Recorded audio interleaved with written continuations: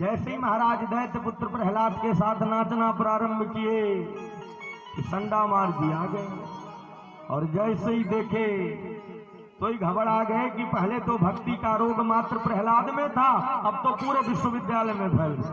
क्या करूं? बोले अब तो डॉक्टर बुलाना ही पड़ेगा, बिना ऑपरेशन के काम नहीं चलेगा। तो संडा मार जी दौड़ करके गए दैत्य के पास, कहते हैं महाराज पहले तो भक्ति का रोग मात्र प्रहलाद में था, अब तो पूरे विश्वविद्यालय में फैल गया।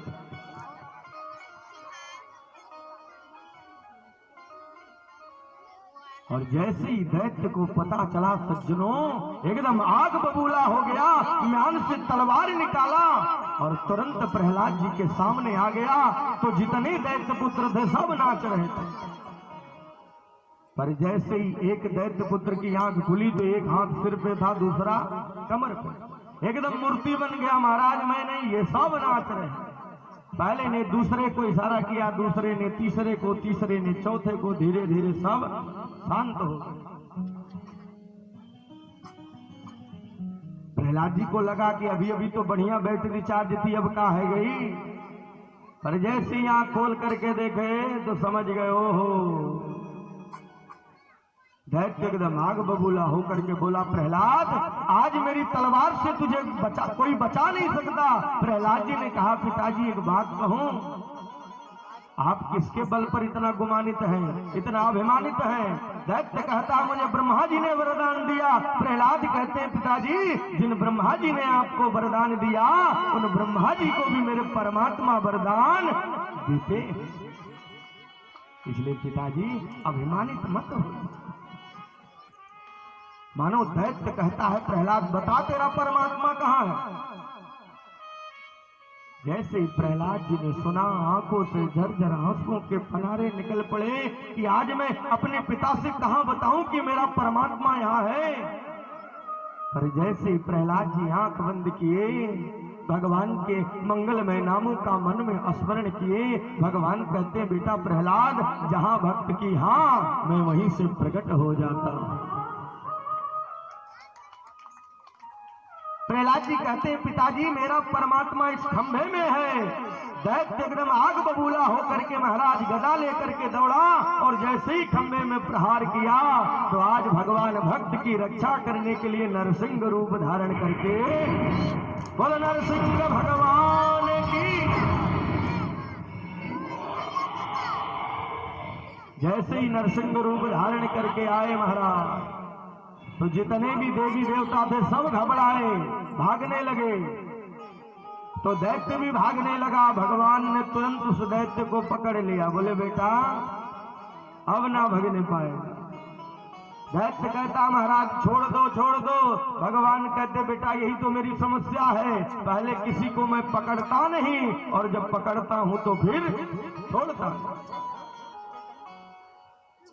भगवान हिरण्याकशिपु को अपनी गोद में लिटा ली। दैत्य कहता, महाराज हमने ब्रह्मा जी से वरदान लिया। भगवान बोले, बता कौन कौन से वरदान तूने लिए?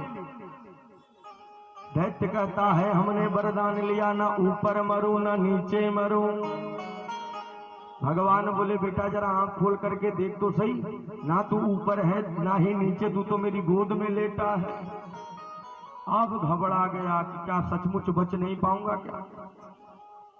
कहता, महाराज रुको रुको और वरदान है। भगवान बोले, बता कौन कौन से वरदान? कहता है, हमने ब्रह्मा जी से वरदान लिया क्या कि ना दिन में मरूं ना रात्रि में मरूं। भगवान बोले, बेटा जरा आंख खोल करके देखना, दिन है ना रात्रि, ये तो गधा वेला चल रही। सोई घबरा, अब का अब ना बच पाऊंगा क्या? कहता, महाराज रुको। बोले क्या? बोले और वरदान है। भगवान बोले, बता जितने वरदान है। कहता, हमने ब्रह्मा जी से वरदान लिया, ना अस्त्र से मरो ना शस्त्र से मरो। भगवान बोले, बेटा देखना मेरे हाथ में अस्त्र है ना शस्त्र, तेरे लिए तो मेरे नाखून ही काफी है। बोलो राधे। तो एकदम घबरा गया, अब ना बच पाऊंगा का।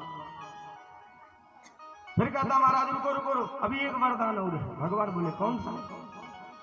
कहता, हमने ब्रह्मा जी से वरदान लिया कि आपके द्वारा बनाए हुए 12 महीने में किसी महीने में ना मरूं। भगवान खिलखिलाए कैसे, बोले बेटा जरा आंख खोल करके देख तो सही, ये 12वां नहीं ये 13वां महीना चल रहा है जिसको हम आप कहते हैं पुरुषोत्तम मास।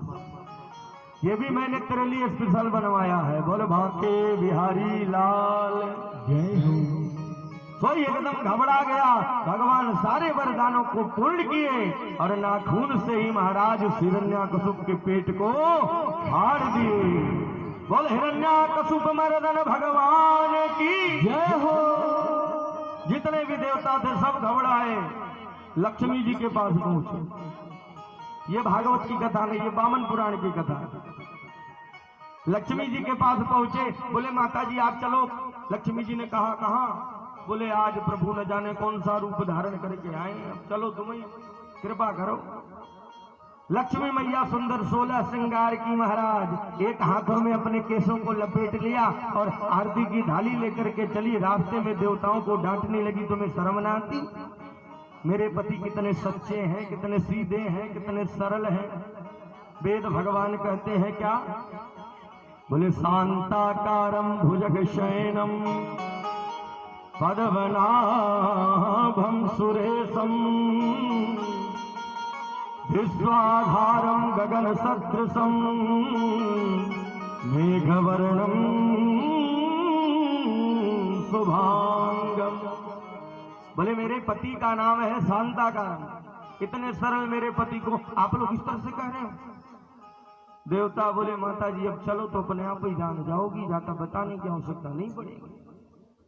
लक्ष्मी मैया आरती की थाली लेकर के आई और जैसे ही महाराज यहाँ पर आरती गाई जय जगदीश हरे, तो भगवान ने ऐसी भयंकर गर्जना की कि थाली फेंक करके नौ दो।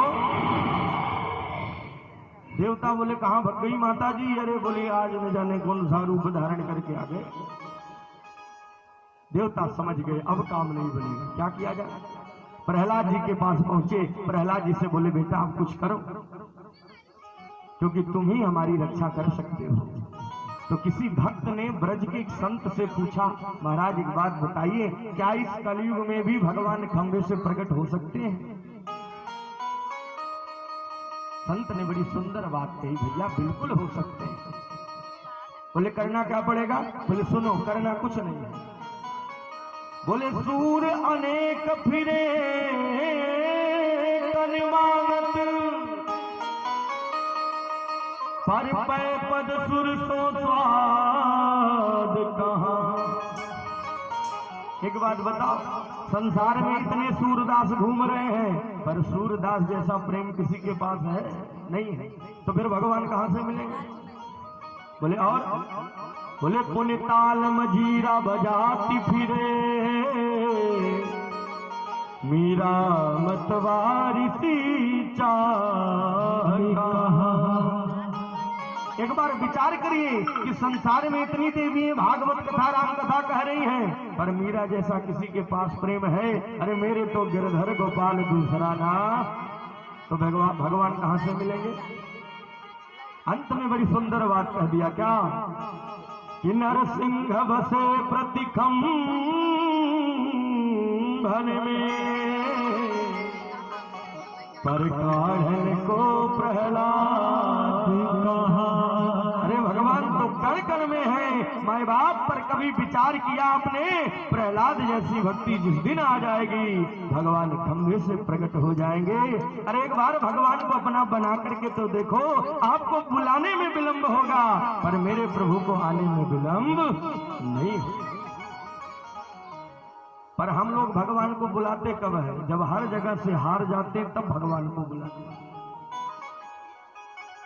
जैसे द्रौपदी मैया का प्रसंग आपने सुना होगा।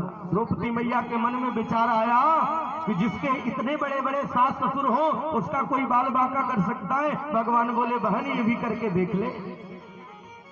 जब वहां से भी हार गई तो मन में विचार आया कि जिसके 5-5 पति हो, उसका कोई चीर हरण कर सकता है? भगवान बोले बहन ये भी करके देख लो। अब जब पतियों ने भी सिर नीचे कर लिया तो द्रौपदी मैया के मन में अभिमान आया कि मैं भी क्षत्राणी हूं, मैं स्वयं अपनी रक्षा कर सकती हूं। पर जब अपनी रक्षा करने में असमर्थ हो गई सज्जनों, तो दोनों हाथ चीर को छोड़ करके दोनों हाथ उठा करके पुकारा, और जैसे ही भगवान को पुकारा, भगवान आए तो नारी है कि साड़ी बिच नारी है।